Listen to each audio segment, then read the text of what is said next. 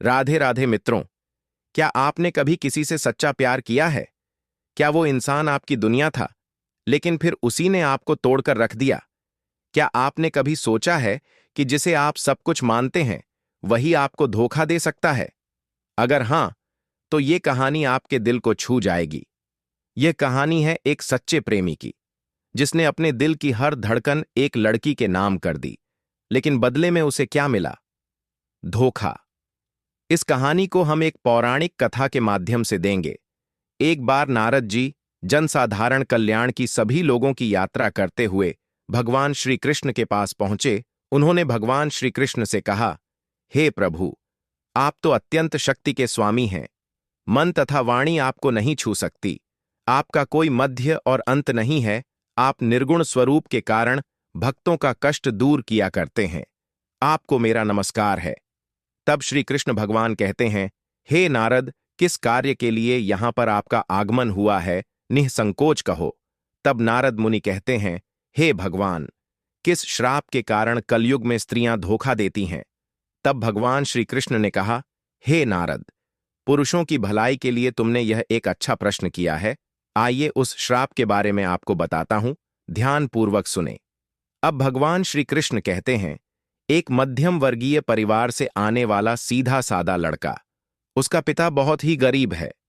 अरविंद एक मध्यम वर्गीय परिवार से था, जिसकी जिंदगी पढ़ाई और किताबों के इर्द गिर्द सिमटी हुई थी। उसे प्यार पर ज्यादा विश्वास नहीं था, लेकिन जब उसकी मुलाकात श्रेया से हुई तो जैसे सब कुछ बदल गया। श्रेया कॉलेज में नई आई थी, खूबसूरत, हंसमुख और बेहद आत्मविश्वासी। पहली बार जब दोनों की नजरें मिलीं, तो अरविंद का दिल जैसे धड़कना भूल गया। वह दिन उसके जीवन का एक हिस्सा बन गया। कुछ ही हफ्तों में दोनों की दोस्ती गहराने लगी। साथ में पढ़ने जाते और घंटों बातें करते, ये सब उनकी दिनचर्या बन गई। अरविंद, तुम्हें किताबों में इतनी दिलचस्पी है, ये जानकर अच्छा लगा। मैं भी कविता लिखता हूं। श्रेया मुस्कुराकर, सच? तो कभी मुझे भी सुनाना। हो सकता है मैं तुम्हारी लट्टू हो जाऊं। एक शाम कॉलेज के गार्डन में, जब आसमान पर हल्के बादल थे और हवा में ठंडक, अरविंद ने हिम्मत जुटाकर श्रेया से अपने दिल की बात कह दी। श्रेया मुस्कुराई, उसकी आंखों में चमक थी। उसने कहा, मैं भी तुम्हें पसंद करती हूं। अरविंद, श्रेया, मैं तुमसे कुछ कहना चाहता हूं। तुम मेरी जिंदगी का सबसे खूबसूरत हिस्सा बन गई हो। श्रेया थोड़ा चौंकते हुए, अरविंद, तुम बहुत प्यारे हो। मैं भी तुम्हें पसंद करती हूं, बहुत ज्यादा। उस दिन से दोनों ने एक दूसरे को जीने की वजह मान लिया। अरविंद ने अपना हर पल श्रेया के लिए समर्पित कर दिया। वो उसके हर जन्मदिन पर खास योजना बनाता, यहां तक कि अपने पैसों से उसके लिए गिफ्ट्स भी लाता। अब धीरे धीरे श्रेया ज्यादा व्यस्त रहने लगी। वह अब अरविंद को नजरअंदाज करने लगी थी। अरविंद, तुम मुझसे दूर क्यों हो रही हो? पहले की तरह बातें क्यों नहीं करती? श्रेया, अरविंद, तुम्हें समझना होगा, मैं अब ज्यादा दूर का सोचती हूं। तुम्हारी बातें मुझको बच्चों के जैसी लगती हैं। भगवान श्री कृष्ण ने आगे की कहानी बताते हुए कहा, एक दिन अरविंद ने श्रेया को कॉलेज के बाहर एक लड़के के साथ देखा। शक हुआ, पर विश्वास फिर भी था। जब उसने सवाल किया तो श्रेया ने टाल दिया। लेकिन कुछ दिनों बाद एक दोस्त से उसे पता चला कि श्रेया का रिश्ता कॉलेज के ही एक अमीर लड़के रोहित से चल रहा है। अरविंद गुस्से से, तुम रोहित के साथ प्रेम संबंध में हो?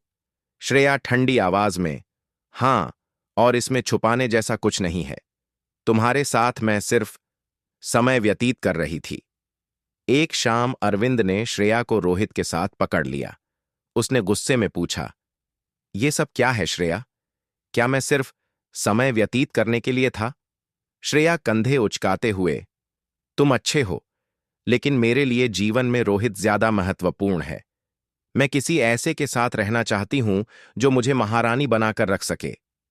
अरविंद आंखें नम, तुम्हें मेरी सच्चाई नहीं दिखी, बस पैसे दिखे। अरविंद ने उस दिन के बाद किसी से बात नहीं की, लेकिन धीरे धीरे उसने खुद को संभाला। उसने अपनी पढ़ाई पर ध्यान दिया, एक अच्छी नौकरी पाई और अपने जीवन में ऊंचाइयां हासिल कीं। लेकिन अरविंद प्यार में हार गया था, लेकिन खुद से जीतना अभी बाकी था। अरविंद सोचता है, अब मैं सिर्फ उसी इंसान के लिए जीऊंगा जो मुझे समझेगा, और वो इंसान मैं खुद हूं। कई सालों बाद एक यात्रा में अरविंद और श्रेया की फिर से मुलाकात हुई। श्रेया संकोच के साथ, कैसे हो अरविंद? अरविंद मुस्कुराते हुए, अच्छा हूं, और अब खुद से प्यार करना सीख गया हूं। श्रेया की आंखों में पछतावे की झलक थी, लेकिन अब कुछ बदलना मुमकिन नहीं था। अब श्री कृष्ण जी कहते हैं, हे नारद। उसके बाद अरविंद ने भगवान शिव की आराधना करना शुरू किया। कई वर्षों पश्चात भगवान शिव प्रसन्न हुए। भगवान शिव ने अरविंद को वरदान दिया कि जो स्त्री लड़कों के साथ समय व्यतीत करके उनको धोखा देगी, उनके जीवन में पति सुख बहुत मिलेगा। उन स्त्रियों का गर्भपात भी हो सकता है। अब भगवान शिव अरविंद से कहते हैं, हे पुत्र, यह केवल उन्हीं स्त्रियों के साथ होगा जो स्त्री धोखा देती हैं, अपने पति से झूठ बोलती है और व्रत पूजा नहीं करती थी। अब श्री कृष्ण जी कहते हैं, हे नारद, कभी कभी जिंदगी हमें ऐसे मोड़ पर लाती है जहां हम टूटते हैं, लेकिन वहीं से हमारे फिर से बनने की शुरुआत होती है।